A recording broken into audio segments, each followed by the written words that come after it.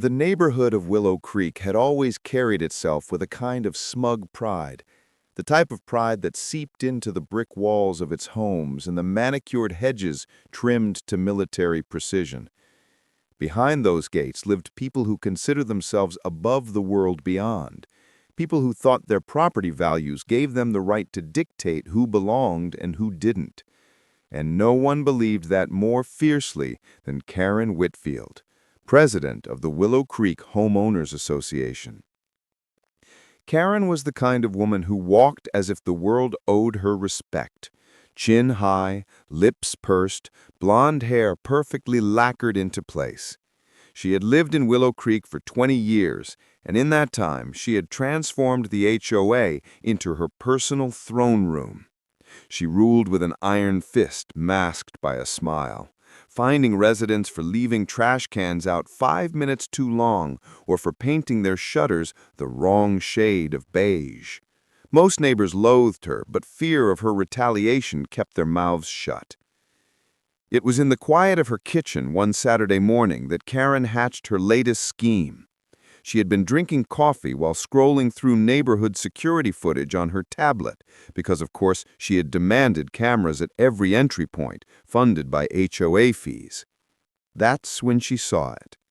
A black family touring one of the vacant homes on Willow Bend Lane. A couple with 2 children laughing as they walked through the yard, their real estate agent trailing behind them. Karen froze, coffee halfway to her lips. Her chest tightened as outrage flooded her veins. In her twisted worldview, black families meant trouble, lower property values, noise, and the erosion of the pristine image she believed Willow Creek was built upon. She set her mug down so hard it cracked against the counter. By the afternoon, she had drafted a document, a petition. It was a venomous piece of paper dressed in the sterile language of community safety. The words were sharp, accusing, and laced with prejudice so thick it stank. Her demand was explicit.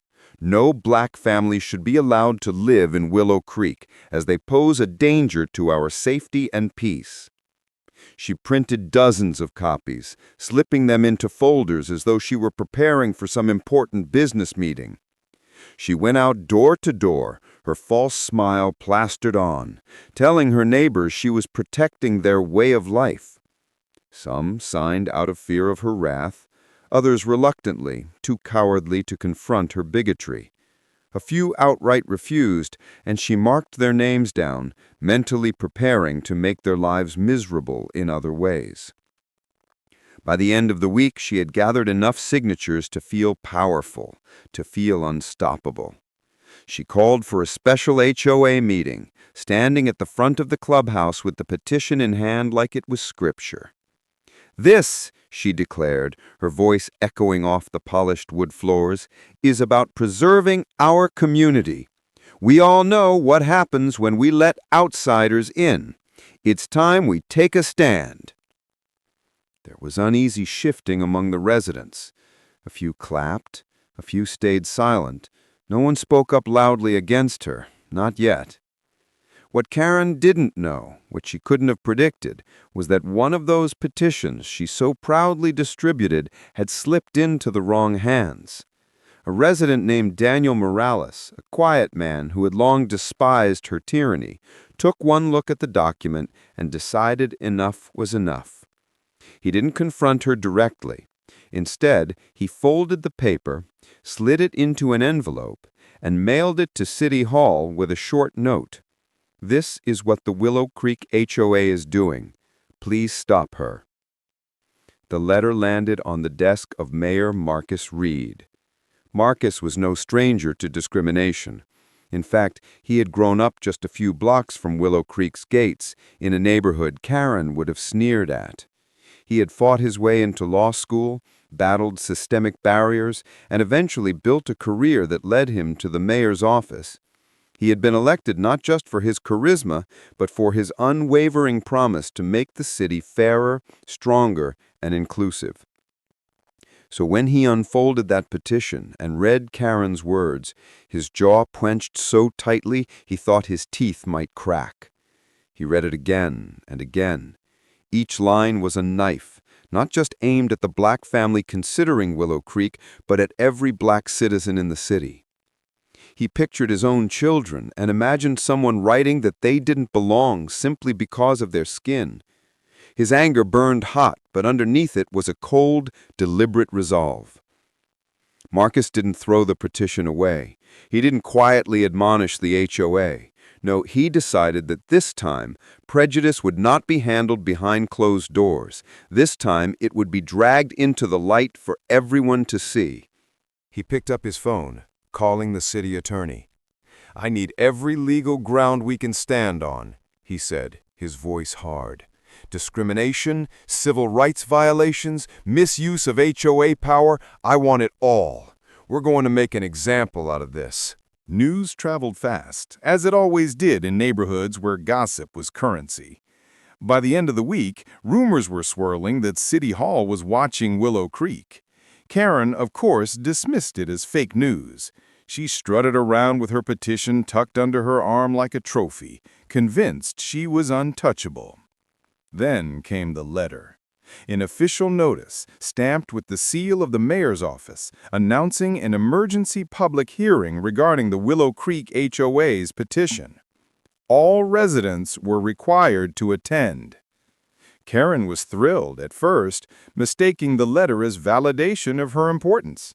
"See," she told her inner circle over brunch, "even City Hall is paying attention to us now. They know I'm right." But when the night of the hearing arrived, Karen's certainty began to crack. The City Hall chambers were packed. Residents from Willow Creek, reporters with cameras, activists, incurious citizens who had heard whispers of what the HOA president had done. At the front of the room sat Mayor Marcus Reed, his expression unreadable, the infamous petition in front of him. Karen strutted to the podium, dressed in her sharpest suit, ready to defend her crusade. "Mr. Mayor, I think you'll find our petition has the overwhelming support of Willow Creek. We simply wish to protect the character of our neighborhood. Surely you understand."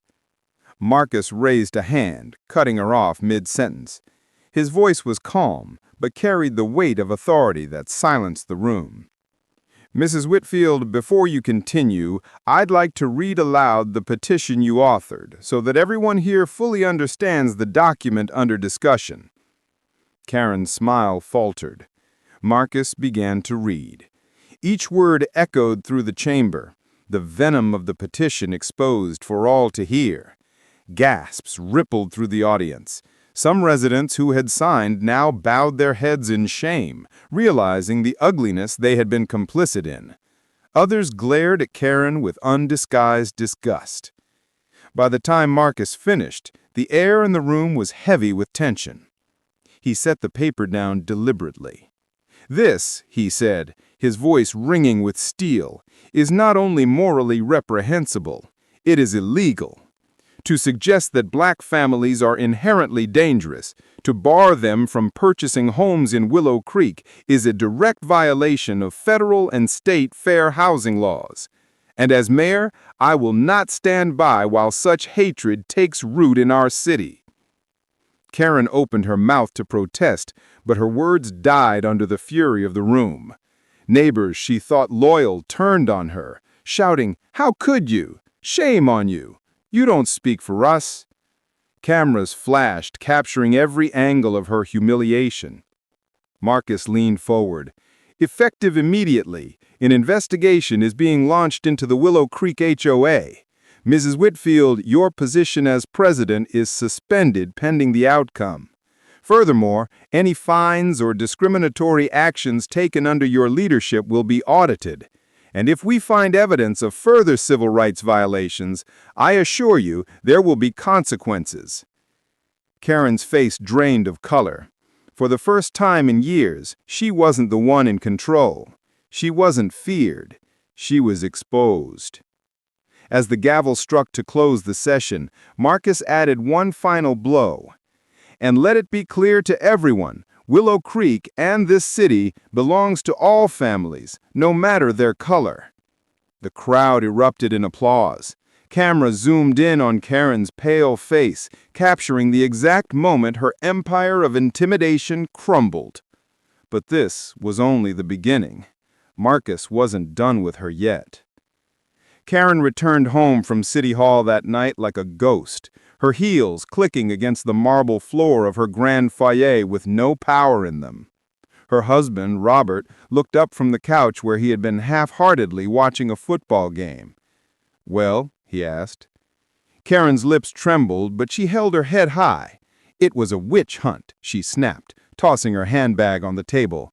"The mayor ambushed me. He read the petition out loud in front of everyone, completely twisting it." Robert raised an eyebrow. "Karen, you wrote it." "I wrote it for the good of this neighborhood. I won't let him paint me as some kind of racist villain." But in her heart, she already knew the tide had shifted. The phone rang endlessly that night, reporters hounding her for comments. Her email overflowed with messages, some filled with rage, others mocking her downfall. Neighbors, who had once tolerated her out of fear, now turned their backs. Cars slowed in front of her house, passengers shouting insults before speeding away. Her kingdom of control was crumbling brick by brick. The next morning, Karen awoke to the headlines splashed across every local paper and news site. HOA president's racist petition sparks outrage. Mayor vows justice. The photo beneath was brutal. Marcus Reed, standing tall at the podium, the petition in hand, while Karen sat in the front row, her face twisted mid-grimace. She looked like a caricature of herself, the kind of image that would haunt her forever. Meanwhile, Marcus was just getting started. At City Hall, the mayor convened his team. "We're not letting this die down," he said. "Karen Whitfield has abused her HOA authority for years. She thinks she's untouchable. Let's show her she isn't." The city attorney filed an immediate injunction against the Willow Creek HOA, freezing all fines and suspending its board operations until a full investigation could be completed. Residents who had been bled dry by Karen's endless fees were suddenly free, and they wasted no time airing their grievances. Complaints poured in. Karen had fined a family $500 for planting sunflowers instead of approved tulips. She had harassed an elderly veteran for flying a flag slightly larger than regulations allowed. She had even threatened foreclosure on a widow who had fallen behind on dues after her husband's death. Each story painted Karen as not just petty, but cruel. The investigation widened, turning her neighbors into witnesses against her. Karen fought back, of course. She hired lawyers, held press conferences on her front lawn, and tried to spin herself as the victim of political overreach. "This is about freedom of association," she barked into microphones. "We're protecting our community's values." But every time she opened her mouth, she made things worse. Clips of her rants went viral, spliced together with Marcus's calm, powerful rebuttals. The contrast was damning. She looked like a desperate bigot, while he stood as the voice of justice. The black family at the center of it all, the Johnsons, quietly continued their home search. But Marcus reached out to them personally, inviting them to City Hall. Cameras rolled as he welcomed them with open arms, declaring, "This city is yours as much as anyone else's. No family will ever be told they don't belong." The applause thundered, and the Johnsons became a symbol of resilience. Karen watched the broadcast alone, her nails digging into her palms until they drew blood. She hated them, hated Marcus, hated the Johnsons, hated everyone who had turned against her. But deep down, fear gnawed at her. She could feel the walls closing in. The final blow came 3 months later, when the investigation concluded. The findings were damning. Not only had Karen authored a racist petition, but she had systematically abused her power, misappropriated HOA funds, and engaged in discriminatory practices that violated federal fair housing laws.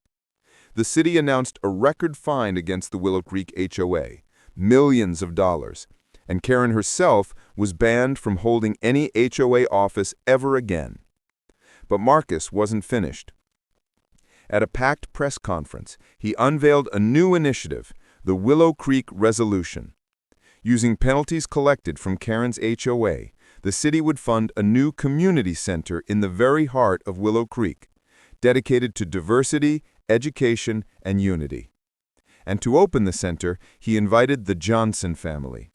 The same family Karen had tried to keep out would now cut the ribbon on a place meant to welcome everyone.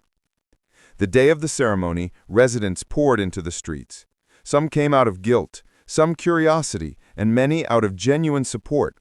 Marcus stood on the stage, flanked by the Johnsons, as cameras from every major outlet captured the moment. This is more than just a building. It's a reminder that hatred has no home here. One person tried to use fear to divide us, but today we show that community is about lifting each other up, not tearing each other down. The Johnsons cut the ribbon, children cheering as the doors opened. Music filled the air, neighbors mingling in a way they hadn't in years. For the first time, Willow Creek felt like it belonged to everyone. And Karen? She watched it all from her window. Her once pristine yard was overgrown, her mailbox stuffed with bills she couldn't pay. Robert had left her, embarrassed by the constant shame. Businesses refused to hire her.